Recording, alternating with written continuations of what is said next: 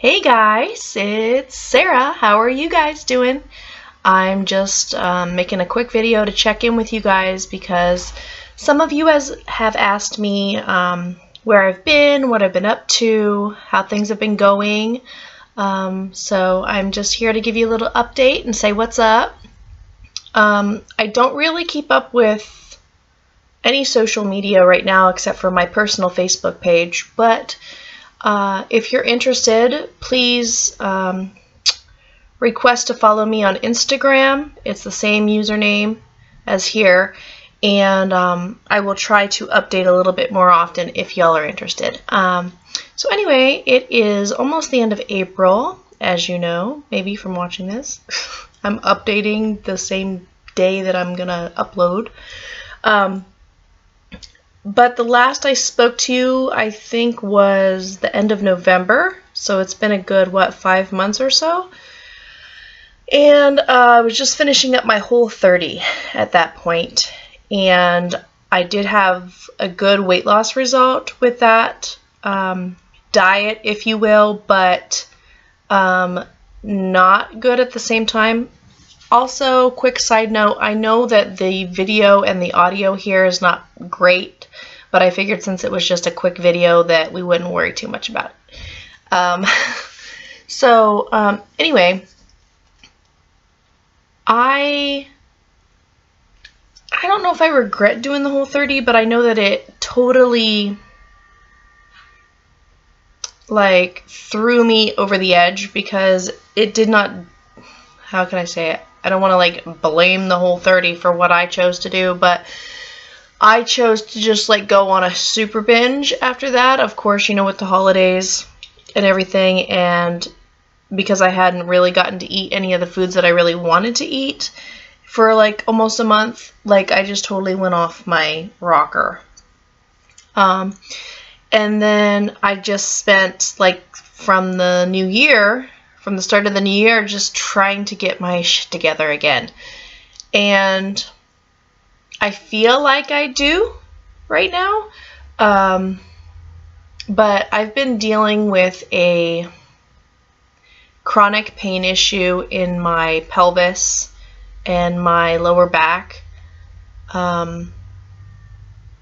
For a while, you guys may know that I've had my back go out and stuff, and I haven't been able to walk for periods of time and everything like that. But I've had it's called SI joint dysfunction, where your pelvis and your sacrum come together. It's the joint there that moves a little bit when you walk, and so on and so forth. And I'm hypermobile on my right side, which means that it's constantly coming out of place, and I'm hypomobile on my left side, which makes the problem worse on my right side. And that causes a lot of pain in my back, and it causes a sciatica pain through my buttocks and down my back of my leg down to my calf. And it started out as painful when getting up, standing for long periods of time and with activity, and laying and sitting was okay, and now it's flip-flop the opposite. And I've had periods of time, short periods of time in the past month or two where it's kind of let up a little bit and it's changed. But overall, it's, I wouldn't say debilitating, but it's definitely, I haven't been to the gym since October, and that's part of the reason. And anybody that's out there that's dealt with chronic pain can tell you it can be very depressing, and it can really put your life in a situation and everything that you're just not used to. So already having a baseline of depression and anxiety, having this chronic pain issue on top of that is really hard.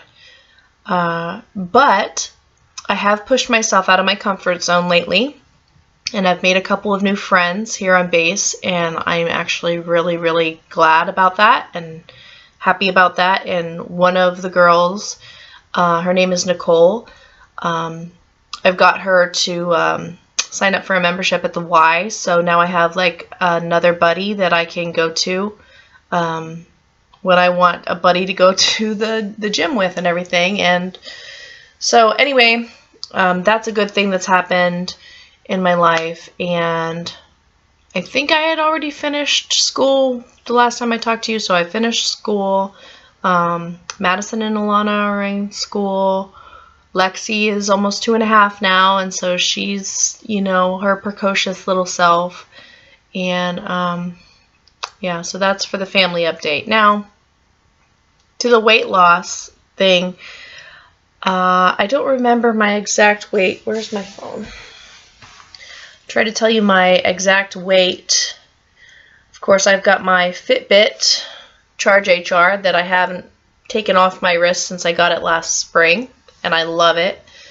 And even when I'm not doing so great at the weight loss thing, I feel like I'm really glad that I have it, because I'm just that kind of person that I like to know kind of what I'm doing. And I'm sorry I keep looking at myself in the webcam, but it's just natural. Okay, so let me go back here. Okay, so when I started my Whole30 on November 1st or 2nd, it was 208.8, and then when I finished I was 197.7. So yeah, that was 11.1 pounds. But it might be a little bit, it might have been a little bit different, because that's just what I have on here. You cannot probably see that at all, but that's my weight loss log. But at least 11.1 pounds I lost on the Whole30, and then by the beginning of January, I was already back up to 212. So from the end of November until the beginning of January, I had gained back what I had lost, plus another 3.2 pounds. So there you go. That's the definition of yo-yo dieting. And then, like I said, of course, I've just been trying since the beginning of January. And then even at the end of January, I was even heavier. I was 3 pounds heavier than I started, which was 215. And then again, just continued to gain until we hit March 7th. I reached my, I think, one of my all-time highs since I gave birth to Lexi. It might even be the highest, which was 221.4. And that was on March 7th. Since then, I have steadily been losing, I'm happy to report. So, since the 7th of March, I've lost 8.8 pounds. So, if I look at my calendar, that's 1, 2, 3, 4, 5, 6, 7, just a little over 7 weeks, and I've lost 8.8 pounds. So, to me, that is a definite accomplishment. So, what I'm doing is trying to trick my mind into not knowing or believing that I'm trying to lose weight, so that I don't feel the internal desire to binge and to overeat. I've pretty much gotten rid of any kind of cheat day, and I have been logging everything that I've been eating on MyFitnessPal, and I think that my diary is public, or you have to be my friend or something. I think the link's in the description if you want to see what I'm eating. But I'm logging everything, and I'm just trying to take it very slow. So for me, a person that's an all or nothing kind of person, and that's the reason why I'm in this predicament in the first place, probably. Going really slow at losing weight is really hard to do, because again, try to lose 2 or 3 pounds a week, or nothing, actually negative, which is just eating everything in sight in preparation for going on a diet tomorrow or next week or whatever. And it's this really effed up mind game that I play with myself. But anyway, I'm just trying to take it really slow, and I'm just like telling myself, I'm not on a diet. I can eat pretty much whatever I want. If I work out, I can have an extra cookie or, you know, whatever. Nothing is off limits. I'm not telling myself I can't eat out, you know, blah, blah, blah, blah, blah. But of course, when I'm trying to have a calorie deficit, I can't eat, you know, half a pizza and half a cheesy bread and half a pizza cookie or whatever the heck it is. So some of it's got to be in moderation. And that's where I was talking about the cheat day. Like, don't necessarily have a cheat day, but sometimes I do go over on the weekends, and if I do go over my goal, then I just try to cut back a little bit during the week. Like, for instance, the last couple weeks hasn't been completely awesome. I started April 12th at 215.2, and then I had the goal of, what day of the week was that? Because I've been weighing myself on Fridays, so whatever, that's a Tuesday.